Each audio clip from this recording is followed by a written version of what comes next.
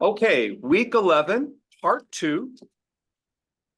This is recording to the cloud, R795, dissertation proposal preparation. What is the most fun thing about waking up today is that I knew I would not only meet someone from Maine, who is a former student of mine, but I'd meet someone from Texas, who is a former student of mine. So not just one special guest, we have 2 special guests with us today. Merve Basdogan got her degree a few years ago and worked for our UITS support services on the Mosaic project, the active learning classroom space project with Dr. Stacy Maroney, who is the Dean of IU School of Ed now. So Merve has an undergraduate degree in computer education, a master's degree in IST-related area, computers in education, and a PhD in instructional systems technology with a minor in educational psychology. And she has broad interests well beyond instructional technology because her interests include human development, it includes philosophy of education, and it includes many other things that she'll describe for us today. Merve's down in Texas Tech, in Lubbock, Texas, and as soon as she arrived in Texas, she had a grant funded.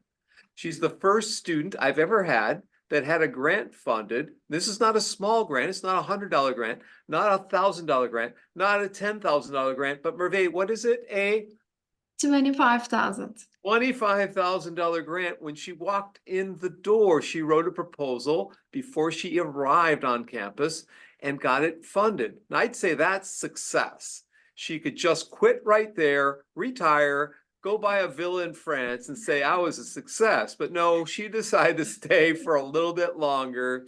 And so she's working on that grant, working with elderly population to teach them about technology, to help them overcome their fears and help them adjust to life's changes by using technology in a supportive manner. Maybe before she presents, what she's going to present on today includes doing literature reviews, includes forming research questions. But let's ask the question I asked of Charan to end. Let's ask it of Merve to begin. Merve, could you tell us a little bit more about your background? Could you tell us a little bit more about the grant? Could you tell us a little bit more about what's going on at Texas Tech and what you're teaching there at Texas Tech in Lubbock? And then we'll get started in there. So this is being recorded. I think it's all working, right? Everyone, it's working.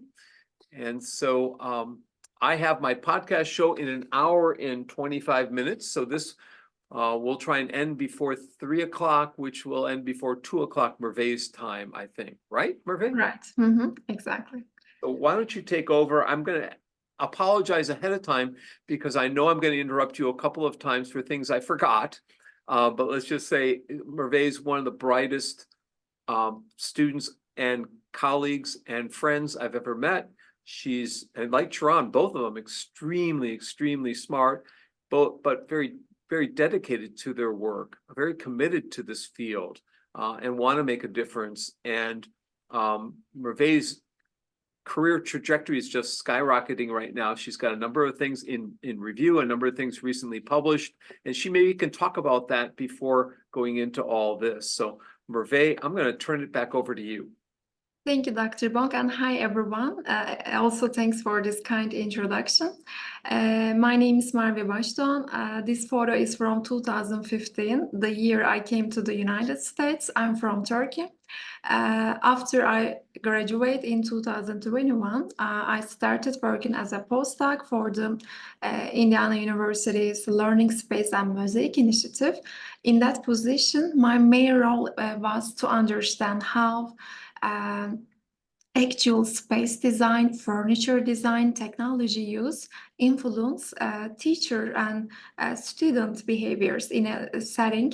I had the opportunity to use different methodologies in that position, including heat maps, video analysis, to understand what is happening, how space matters in the learning and teaching process.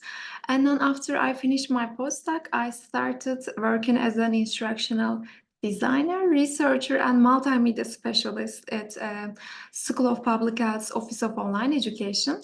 And this position also very unique for me because I started understanding and exploring more how we can design online spaces, specifically aware of diversity, equity, inclusion. Particularly, I was interested in how we can include the voice of instructional designers to the design process. And my last project was about how we can teach transparently, ethically, artificial intelligence tools to the college students at School of Public Health, and I'm going to present that poster in the ARA in 2 weeks. So if you are going to come, you are welcome. We can talk about it more. And currently, I'm the assistant professor of instructional technology in the curriculum and instruction department of College of Ed at Texas Tech University. My current research interest, as Dr. Bong mentioned, technology mentoring, how we can teach emerging technologies to individuals older than 65 years old. In my AT&T grant, I had a design in which I train teacher candidates to teach and to mentor individuals living in a senior house in the local Lubbock center. So kind of it is a mentee-mentor relationship, how we can prepare teacher candidates well for the aging population, and how we can help elderly to understand, to navigate those technologies, emerging technologies. I'm about to finish the project. Actually, in 3 weeks, we are going to celebrate, and I'll bring mentees and mentors together. And I'm currently designing a luncheon for them. So I'm so excited for that project. My main goal is to create a framework, how we can teach them and how we can help them to navigate, to help handle their fears. And today I will talk about the importance of literature reviews in academic writing, particularly in dissertations, how we can write original and impactful literature reviews. At the same time, I'm going to finish my presentation by talking about research problems. What questions are worth of asking, and how we can formulate good research questions. I think you are all familiar with this model of classic traditional educational research that starts with selecting a topic, focusing your question, designing your study, collecting your data, analysis, interpretation, and presentation, informing the public. So today I'm going to talk mostly about these, the first part, that means literature review, how we locate our paper into the large volume of knowledge in the literature, and how we can ask good questions or create some hypotheses, etc. Before I start my presentation, I need your help. Can you please, using the chat box, or you can just talk, why do we conduct literature reviews? What is the purpose? So it takes a lot of space in the dissertations or master's thesis, but why do we do that?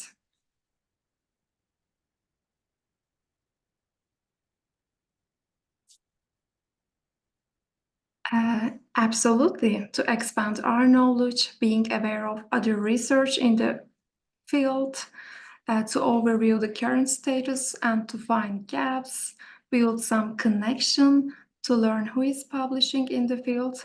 Wonderful. So our purpose to connect people as well, for a dissertation and to capture the trends, emerging trends or existing trends.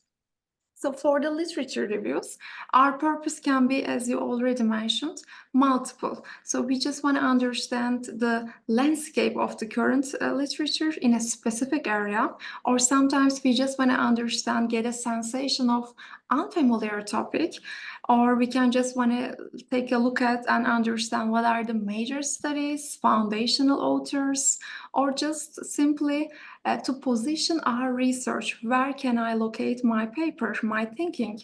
And also sometimes we want to compare the ideas, how, let's say, problem-based learning has been studied in engineering, in other fields, in nursing, etc., just to make a comparison.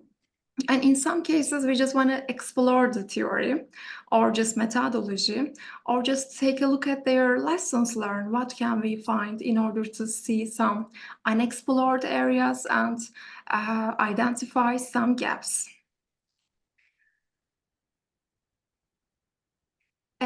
These are I'm going to show some definitions of the literature review from the literature. So we can consider this section in your dissertation as a place you talk with other scholars, abstract, metaphorically.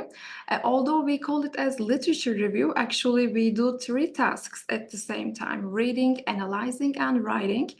For that reason, it is a very fundamental chapter in your research dissertation. And these are some of the operational definitions I just collected from other authors. Literature reviews should be succinct and give a picture of the state of current knowledge. Literature reviews are the selection of available documents. Literature reviews are important because they provide background and justification. The purpose of the literature review is to locate the research project, to get a professional grasp of the theory, extract and synthesize the main points, issues, findings, methods, and emerge from critical review of readings. And literature reviews provide coherent arguments that leads to description of the current study. Based on those definitions, in a typical dissertation or thesis chapter, literature review chapter, we can see the historical background of your specific phenomena or topic, or current status of your topic, the relevant theories and concepts. And also it is a very good place to provide your operational definitions of your terminology and discuss the challenges and gaps and state your the significance of your paper. I just included some examples for the historical background category. For example, this study is about artificial intelligence from 1999. And while they are providing the background of the artificial intelligence, they are getting some codes from 1993 in order to provide how it developed, what is its significance. And similarly, this is from my dissertation. I was discussing in this introduction chapter, what is technology? As Dr. Wong said, I'm interested in the philosophy of technology, and I started from Heidegger's definition of a philosophical definition of technology that starts from techne, and then I just came to media and method discussion from Clark and Cosma, and at the end I'm going to show you soon my own definition of technology.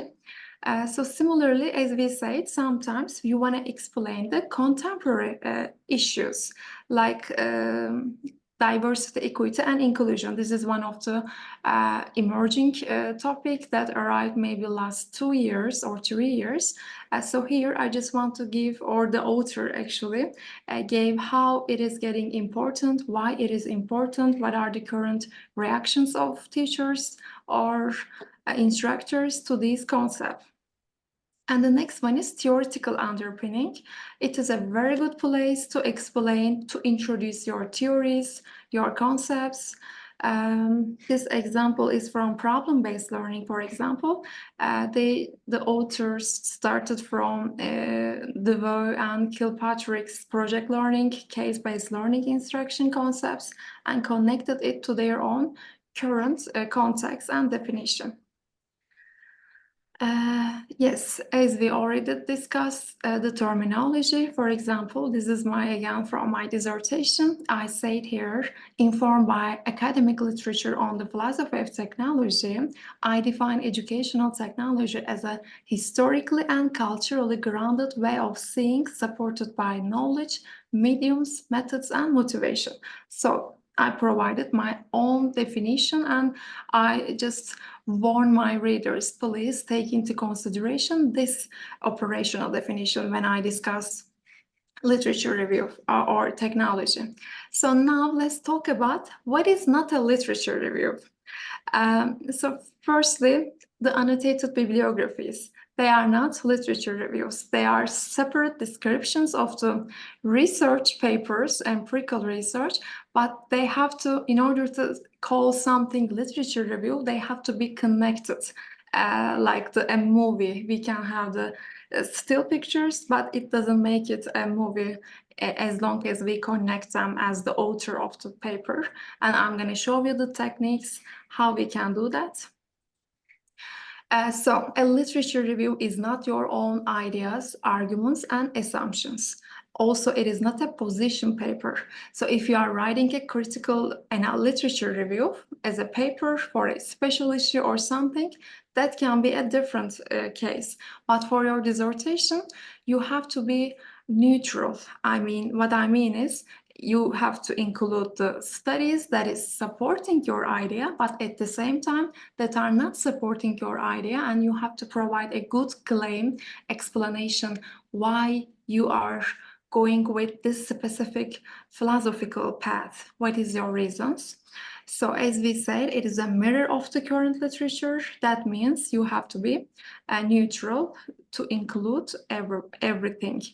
And a good literature review doesn't include everything that have been found, and it is selective, only presenting in discussion work that is relevant to research itself. Therefore, important to justify the inclusion and exclusion criteria. So in the previous slide, I said you have to include the opposition views, but if you omitted something purposefully, you should have a good reason why you didn't include that specific research or paper. So when we are writing a literature review, what kind of sources of information we can trust? Typically, books and journal articles are the most common reliable sources of knowledge. We can sometimes cite websites like American Psychological Association, ARA, ACT, and government sites. And sometimes we can cite gray literature, but I recommend you to do it very little. What I mean by gray literature are the dissertations, best-selling books, or some reports, technical reports, etc. We don't typically include them into the academic papers, especially dissertations. And I'll just add to that, that technical reports are often the thing that is the gray area. Sometimes you're not really sure about the source of those technical reports, how reputable they are. If it's a corporate-driven technical report, it's less reputable. If it's a center funded by the Department of Education, it's more highly reputable. So in an hour, I'm going to have the U.S. Department of Education presented my podcast show their new report on EdTech plan for 2024 for the whole United States. That's highly reputable. That's coming from the U.S. Department of Education. But if it's coming from Canvas as a survey that they've done of their users, and they're trying to promote their product, that's less reputable. So the gray area, that's what he's talking about, gray areas. And in the old days, meaning when I was in grad school, a lot of research was utilizing what we'll call ERIC reports, Education Resources Clearinghouse reports, or Education Resource and Information Clearinghouse, ERIC. A lot of things were on microfiche. You'd get these technical, they weren't in a journal, but they were very reputable because they're coming from a center that was their mission, to look at critical thinking. Their entire center was devoted. They got funding from the federal government looking at that. So those kinds of reports were often utilized as primary data sources. And she's Merve's pointing out here is you've got all sorts of things that you're not really sure about conference proceedings. Some conferences are more prestigious than others. You'll hear our learning science people say their conferences are very prestigious. Their proceedings are highly prestigious compared to other kinds of conferences. I'm not positive I agree with everything that learning science people say, but there's some truth to that. And so, if you're utilizing, as she says, leaflets and posters as the source, that's not so reputable, right? Dissertations, which Merve studied for a dissertation, highly reputable, looking at dissertations research, and that's primary. It's getting down the mud of the data. I'm sorry, Merve, this is an important topic for me. That's very helpful. In my old days, I was known as a literature review person.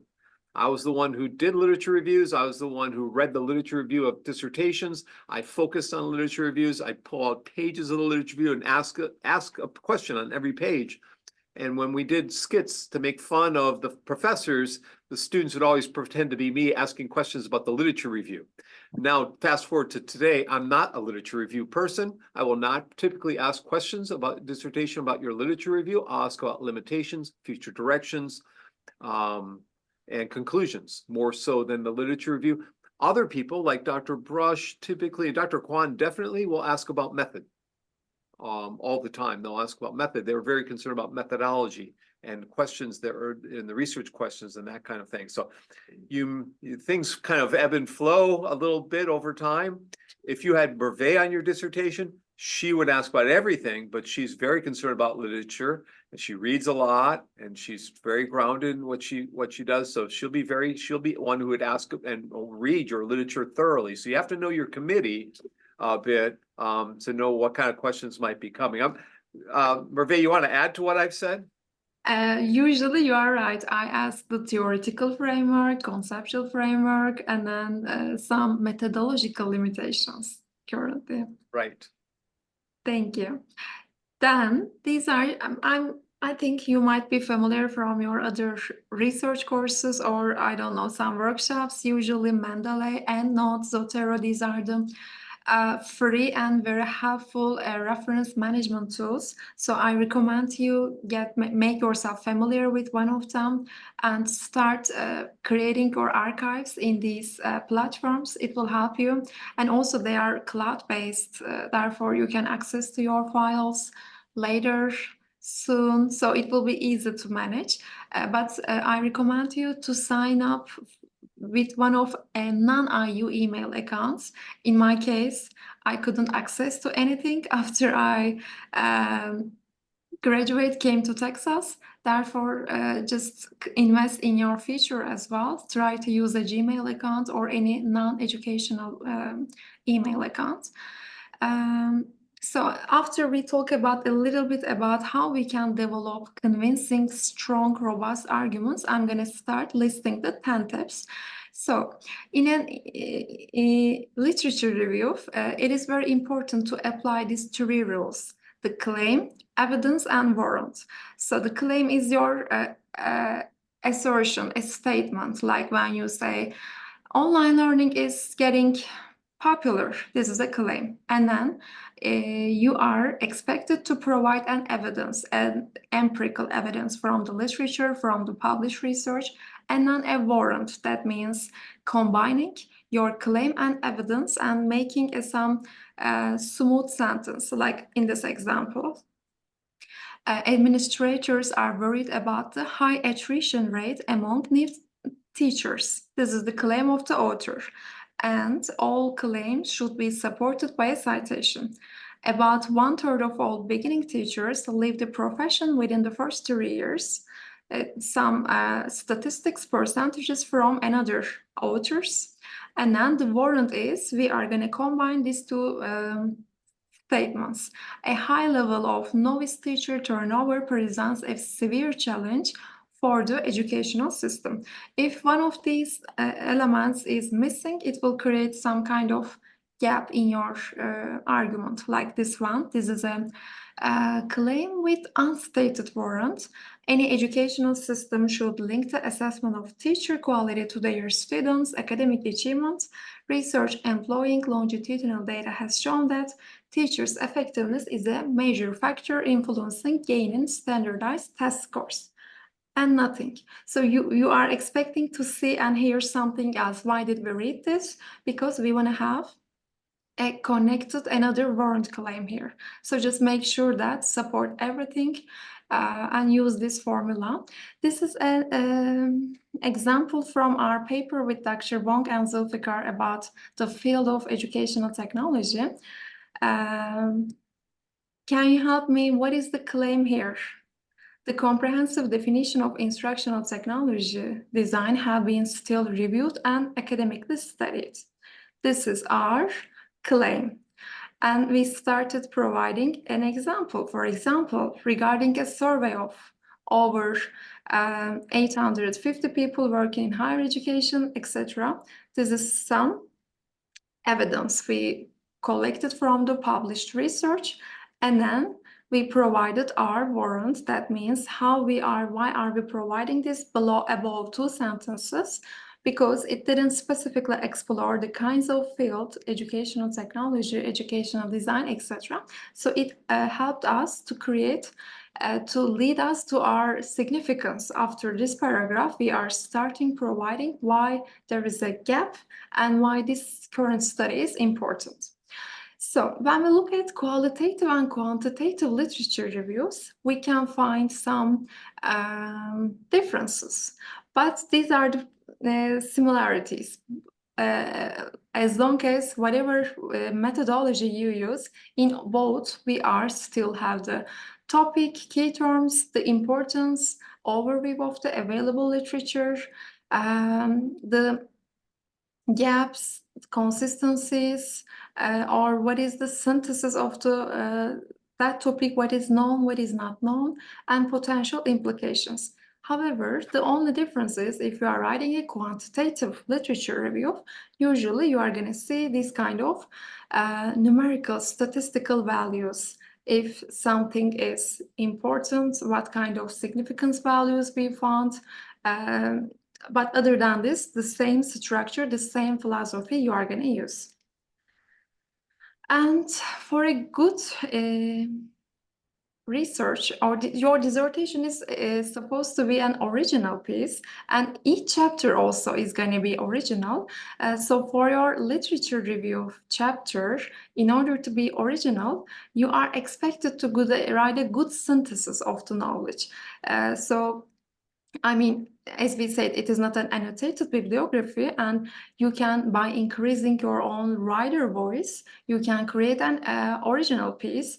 What I mean by writer voice, for example, using I language, we language is another a way, or sometimes indicating relationship among different citations, using some transition words, and providing an overall summary at the end of each section will increase your writer voice. Let me show you some examples. Merve, before you show those examples, can you go back a slide to the originality slide? That was kind of quick for people. They might not, yeah, the originality one, right there. That might be kind of, well, I'm going to make a couple of comments and people can go back and look at it. And if they missed a piece of that, because it's an important slide. For me, it's an important slide. So I think all research published should have some original component to it. Whether it's a figure or a methodology or whatever. But I just wanted to stop for a second because we've been joined by two people. Ed has joined us, and we all need to clap for Ed because Ed just did his committee question from 1 o'clock to 2 o'clock today, and he did his day one quals yesterday. So he had day one qual yesterday, and just before coming in, he has day two quals finished today. So let's clap for Ed. So congrats, Ed, for doing that. Ed, how did it go? You're muted, Ed. Yeah, I was looking for the button. It went well. Okay, let's clap again. It went well. All right. Yeah. Okay, and we had Karen from Texas who's joined us. She's been with this class in the past. Karen Fortune from the University of Houston and from Houston Community College. And I just want to point out to Karen and to others, these are new, I've got Merve in the syllabus and a link to her talk from last year, but these are new and improved slides. So I want to thank Merve for upgrading, and I noticed these are all, some of these are all new, all brand new. So thanks for working hard and helping us out here, Merve. I appreciate it. Sure. I'm teaching this semester research course, so I just kind of brought some slides from my weekly modules. Absolutely. I will be happy to share it after the class too. So how many students do you have in your class on research methods? I have 7 students, but for my evaluation, I'm teaching 2 courses. I have 24 students. Are they face-to-face, either one, or online? Online, Okay. both of them. Master's students or PhD or both? EDD usually. Mhm. So Merve is on a wonderful campus at Texas Tech University where they have statues from one building to another. I mean, they got so much money on that campus, they can put statues up. Oklahoma is another place that has these statues all over the place, but it's a beautiful campus, beautiful place to work. And the School of Ed has woodwork throughout the building. It's just very homey. You just want to go, and the furniture is so comfortable there. I've spoken there a couple of times. It's a really, really nice place, especially for a school of education, which often doesn't get a lot of money. She is very, but I can say she was fortunate to get there, but it was a long road, right, Merve? You went through a number of challenges to get to the golden dream job, right? Yes, absolutely. After the graduation, I had to try all the options, including, I mean, my postdoc was something that empowered me a lot. So my recommendation to you, maybe before jumping into a faculty position, you can use that opportunity a little bit to be more independent scholar. And then it will create, again, empower your CV, lots of publications still. My recent publication is from a study I did during my postdoc. So it was kind of a fruitful opportunity experience for me. Thank you, Dr. Bonk. So for the originality, as I said, you can be original in terms of your findings, your method, your literature review. So if you write a good literature review after the dissertation, you publish it, you can publish that part as a separate paper in some other journals. So use that opportunity smartly, because at the end you will have more than 1, 2, 3 publications. And the writer voice is something important. It is okay to use I language, especially if you are writing a qualitative paper or dissertation. But while using the I language, you can use it to explain, to describe your method, your activities, your measurable tasks, like I organized, I created, I searched, I concluded, we concluded. It is totally okay. Enjoy the checklist, Dr. Wong. However, we avoid using I claims like I like, I feel, I think, it is our belief. So because it is a scientific piece, we are avoiding to include non-measurable verbs, action verbs. The second recommendation is indicating some connections, like in this example, using Galvin's language, but however, these kind of connectors will improve the readability of your research. And a couple lists I just borrowed from R795 2018. And finally, overall summary. If you want to make your writing as if it is something you created, because at the end you are the author, although you are borrowing other authors' ideas, if you provide frequent summaries in order to connect what they discussed, what they didn't agree, what is the claims or some of the disagreements or consensus, these kind of mini summary paragraphs will enhance the originality of your writing. Because other than people are going to get bored, because if this is like a list of the ideas, authors, summaries, it is not going to be very original and interesting. So make use these summaries frequently. And now we can start the 10 tips. Number one, based on this knowledge. Hang on a second, Merve. Next week, I'll be presenting presenting tips, defending tips for dissertations. I'm going to have a lot of presentation tips next week. We also have next week as a guest Trina Paulus, who has several books with Jessica Lester, who's a faculty member here in Inquiry.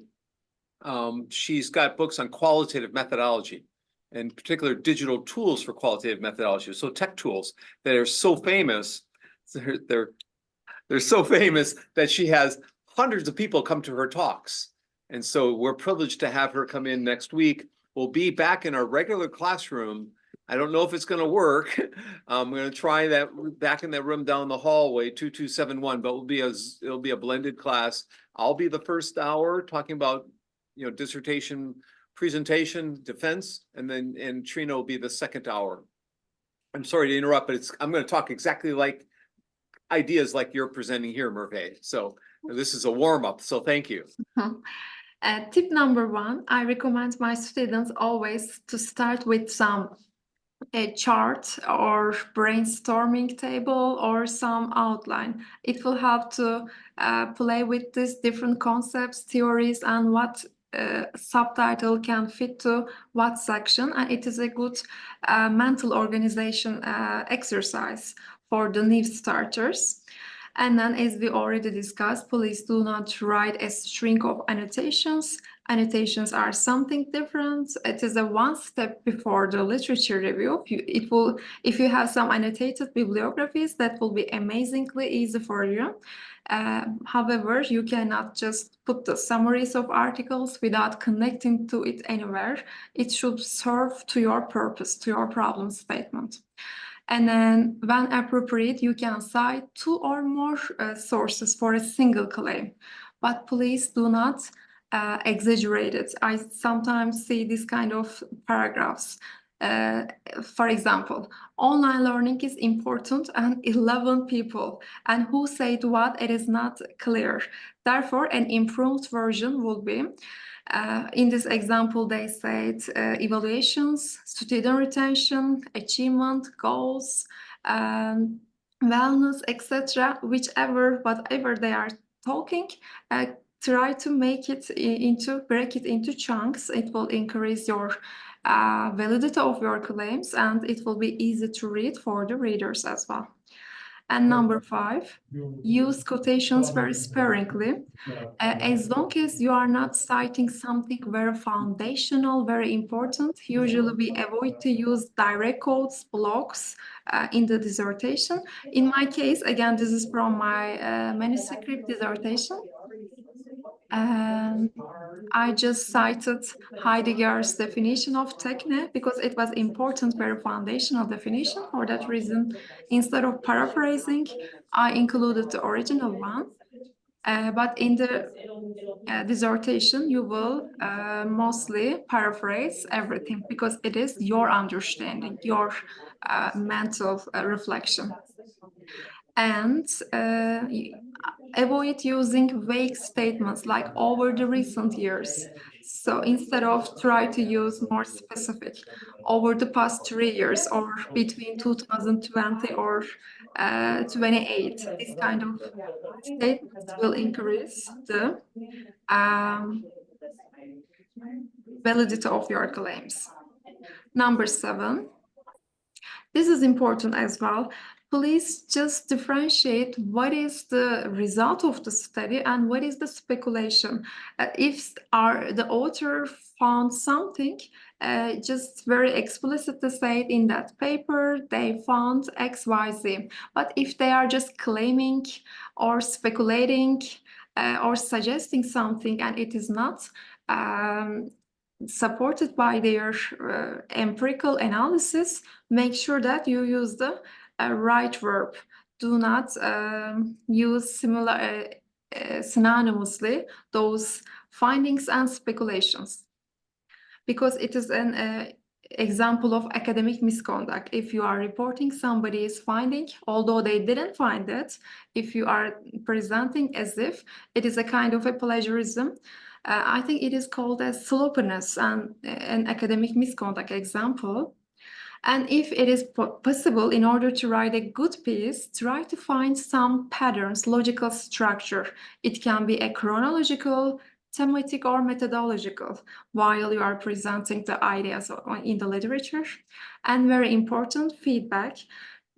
Usually literature reviews are something you are going to spend lots of times, and after a certain point you may not see your mistakes or something. You can be blind to your own writing. Therefore, it is okay to ask your mentor, colleagues, friends to read it for you and be open to feedback and revisions. This is a screenshot from my dissertation manuscript folder.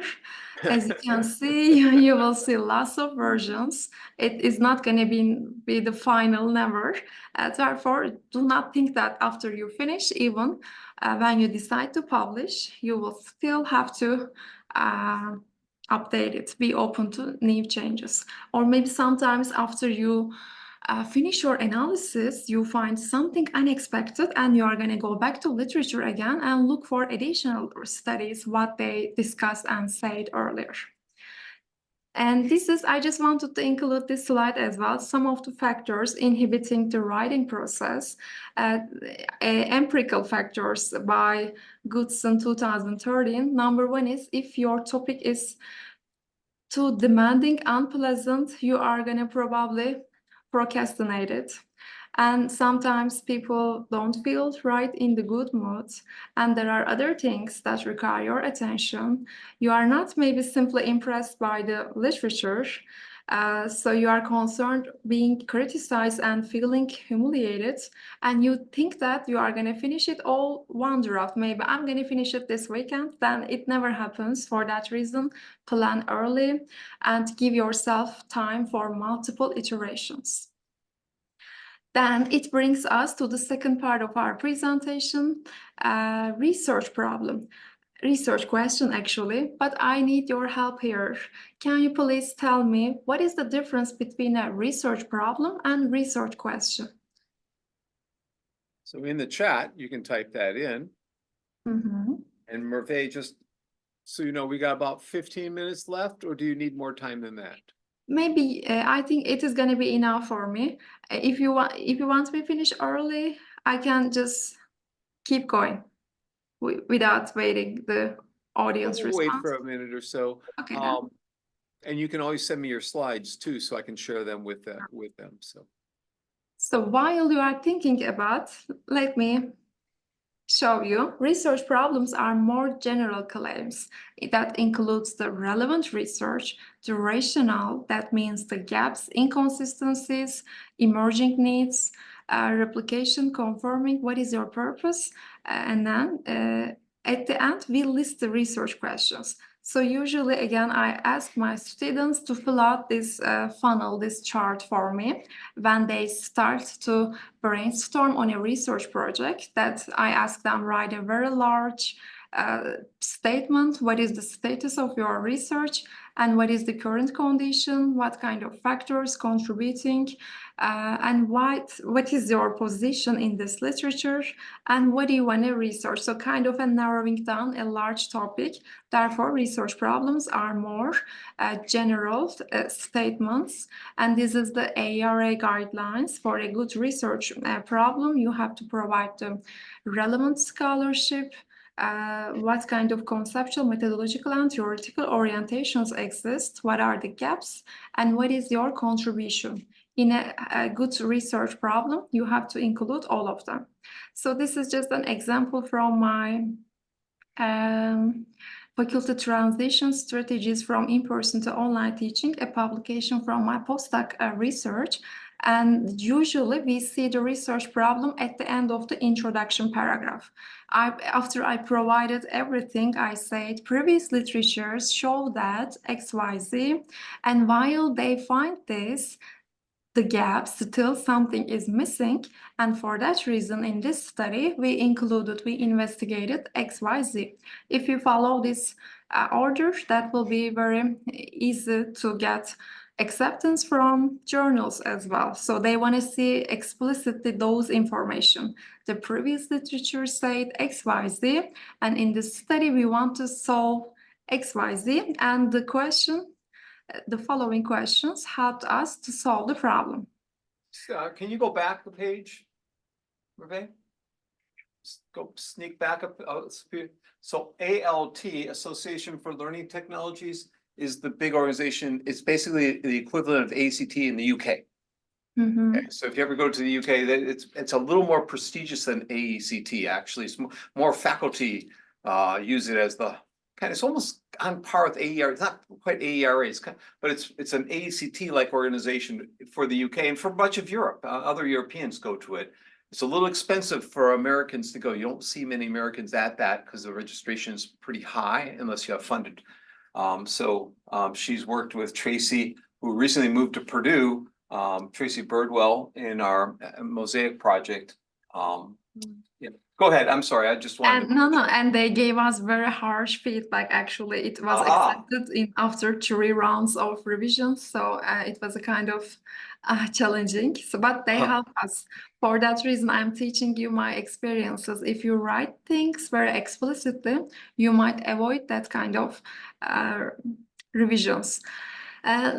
Maybe I can skip this part because for the types of research design, your research questions are going to change, because if this is a quantitative, you can ask descriptive, correlational, or experimental questions. But if you are having a qualitative research design, you can ask for phenomenological questions, grounded theory related questions, or case study questions. The next thing very important as writing a good research question is identifying theoretical and conceptual frameworks. If we had time, I was going to ask you what are the differences between a conceptual framework and theoretical framework, but I'm not going to ask you, I'm going to answer it. So the theoretical framework is a specific theory to understand a case, a problem, a phenomenon, like in this case, motivation and Maslow's hierarchy of needs, or Herzberg's two-factor theory can be a theoretical framework for you. But if your advisor asks you, what is your conceptual framework? It is more broader version of the theoretical framework. Under a conceptual framework, you can put different theories, different constructs, different terminologies, and I'm going to show you an example, again from my dissertation. My theoretical framework was created, I just built my theoretical framework based on Carl Mitchum's Manifestations of Technology Typology and Don Irte's Human Technology Relations. However, my conceptual framework was something I came up with, like the space, agent, level of operation, power, rules, culture. It was both the findings of my research, at the same time, my interpretation of the literature. So it is kind of a self-made framework. And if people want to read about it, we have published in the Online Learning Journal in December, just 2-3 months ago, a publication related to that. Merve, I've never asked you this. Is Carl Meacham an American professor, or is he a European professor? Who is he and where was he at? He's an American post-phenomenological researcher coming from an actually engineering field, how we can understand technology in engineer. So he recommended that model. Technology is the combination of both human knowledge, volition, and at the same time objects, non-human entities, as well as their activities. So that four-dimensional model, and at the end of my research, I added a new dimension to that model, which is space. So in order to understand a technological learning environment, I propose that we have to take a look at what are the knowledge, technological knowledge, what are the technological activities, technological objects, technological volitions, and space. My unique contribution was that. And we do have a second paper in review now in second review. We're Yes. waiting to hear on, what university was Carl Meacham at? I don't remember it. He worked in different universities. I should check it. So it's a name I wasn't familiar with because he was from engineering. So that's why, yeah, Probably, yeah. thank you, And thank you. in order to write a good conceptual framework, you have to ask yourself, what is my paradigm? What kind of person? Am I a positivist, post-positivist, constructivist, critical theorist? What kind of person I am, scholar? And then your paradigm will define your conceptual framework, theoretical framework, and research design. So you have to think about your epistemological and ontological point of views. And in your defense, based on who is in your committee, they will ask you, what is your ontological stance to the knowledge, to technology, for example? So be ready to answer those questions. And this is a quick formula recipe suggested by Creswell and Clark in order to write a good problem, research problem statement. You can use this structure. Like, let's do an example together. The purpose of this, the type of study, for example, this case study is to explore the use of technology of individuals older 65 years old for a year to better understand how to support or how to better understand their fears with using emerging technologies. So the purpose of the study and the purpose of you should be differently stated twice. I think if you follow this recipe, you will have a clear guide. What are you going to do? And your readers is going to understand what kind of study, what is your purpose, who are your participants, and what are you going to achieve at the end. And here are the 10 tips. I think we have 5 minutes and I can finish it, I guess. First of all, as we discussed, in order to write a good research problem and question, you have to know the literature very well. So you are already gonna, we discuss, you will start with a literature review.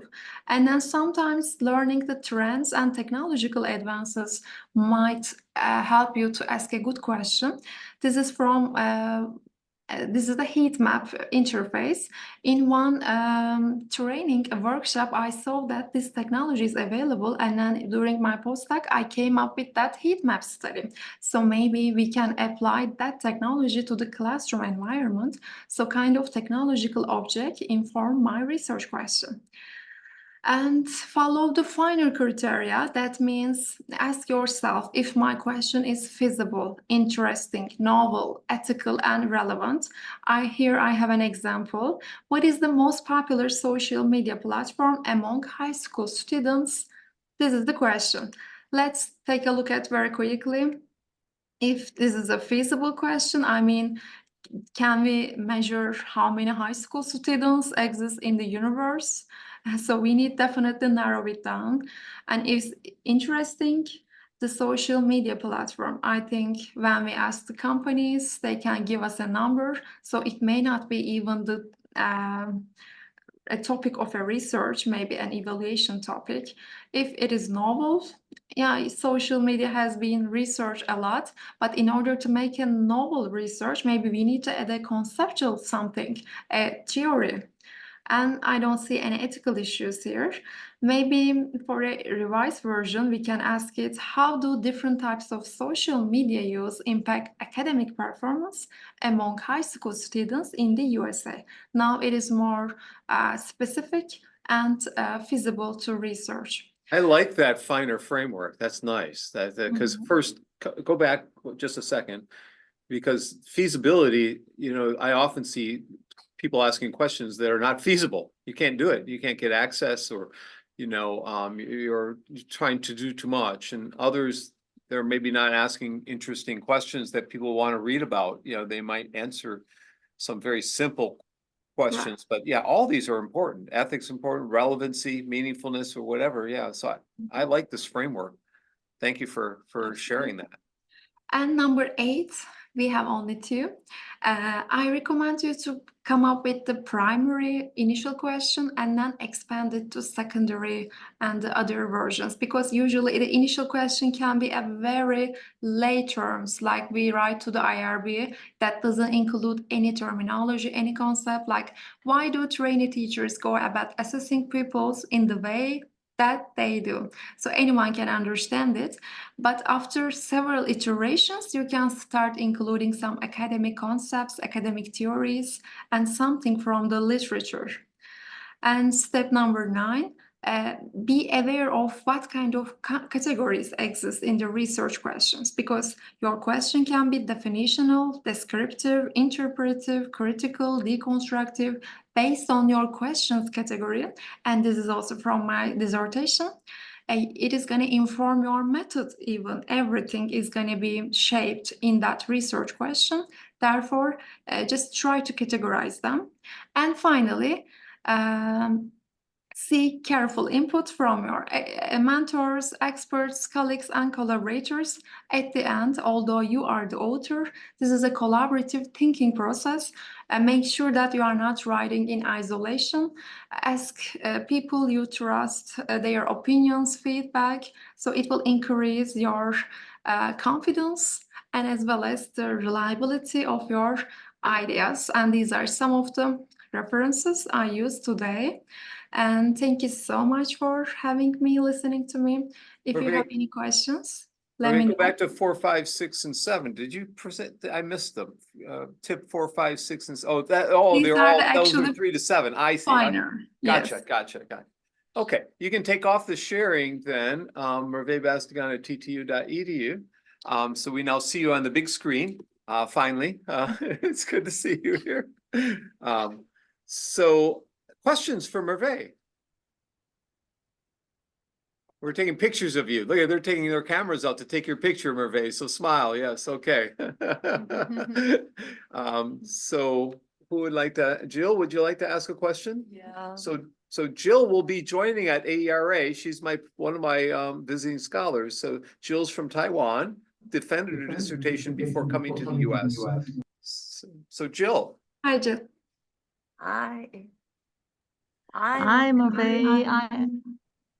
It's okay. It's okay to echo, right? You can mute your computer. Mute your computer, because she can hear us on the big. There. Can you still hear me? I can hear you, but I cannot hear Jill now. Jill? How about I can hear now. Okay, you weren't talking. Okay. Hi, Merve. I'm very happy to see you online, and we have emailed to each other several days ago. Yeah, I have a question, because in order to grasp the so-called creative perspective of the systematic literature review, we probably would use some coding schemes to help us to probably observe some perspectives among this literature. So my question is, when we are using the coding scheme, do you recommend modify the categories embedded in this coding schemes? And to what extent the modification do you recommend we can do when we are, because when we have to modify to a large extent the category, it's kind of create a new coding scheme in some way. Yeah, and I don't think it's a good way to do that, right? Thank you, Jill. So are you asking for the systematic literature reviews? Because whatever I introduced today, it is more about traditional literature reviews. So that is kind of a synthesis of the existing knowledge. But for example, for a dissertation paper, the manuscript, we don't have to provide how many articles we found, what are the database we search. Usually, we use it for the systematic literature reviews, because they are by itself an empirical paper. Therefore, I mean, for a dissertation, yes, modifying it after you find something might be difficult. For that reason, my recommendation is try to use lots of subheadings, sections, instead of writing an entire text block. If you provide different sections with different titles, it will help you whenever you want to go back and change something. It will comparatively more efficient for you. But systematic literature reviews are so different. And Yeah. I'm recently actually teaching that section as well, how we can do it. And it is a capstone project in my course. I hope I answer your question. Okay. So next question. You have a question, Sung-hee? Yes, thank you for your presentation. I voted. I can hear you. Yes, I'm Sang from Korea. Thank you for your presentation. I just a quick question. You mentioned Mendeley and EndNote, and Zotero. yes, which one is good? My favorite is actually they are kind of similar to each other, but I recommend you they have the trial versions. Just spend a couple days with all of them and see which one is more efficient for you. My personal preference is I'm using Mendeley since my master's years, since I'm familiar with that and I have all my folders, files in there. I'm kind of conservative. I didn't change to another one, but I know some of my colleagues, they love EndNote as well. It is also doing the job and efficient. So I think you can just try it, see if the interface, colors, buttons, file organization is okay for you. But at the end, they will all do the same facilitation of your process. It is up to you. So any remote people, Katie or Ed or Karen, want to jump in here and make a statement, a comment, a thank you or a question? I have a question. Merve, thanks for being here.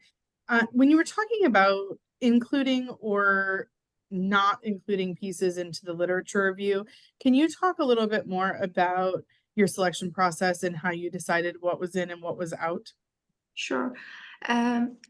Again, I want to start with the difference between the systematic literature reviews, because in the method we have a separate section, our exclusion criteria. Usually we write a table and the years, or we have some criteria, and based on that one we exclude it. But in the dissertation, we don't have a specific methodology part, how we include or exclude, but we try to create a balance. Let's say you are studying problem-based learning in the online learning environment. If you are including some studies that are supporting this importance of collaborative problem solving in K-12 online, at the same time, you are expected to give some opinions as well. What are the other people who are not supporting this idea, and what are their reasons? And at the end, connect both views together. As a scholar, as an author of this paper, although there are some ideas or research rejecting the efficiency of, I'm just making up this data, use of problem-based learning, I am gonna support the other group of people because of the XYZ reasons. So it may be something related with your context, something about your paradigmatic location, positionality. So kind of I try to put give a relevance why it is important or why I am excluding that specific idea from my writing. So it is kind of a subjective process in a nutshell. Thank you, Merve, for all your help today and all the questions that have come in along the way. For EDD students, this has been some week. You've practiced your quals, you've taken your quals, and now you had Sharon and Merve provide practical support for you to do a dissertation and to defend it.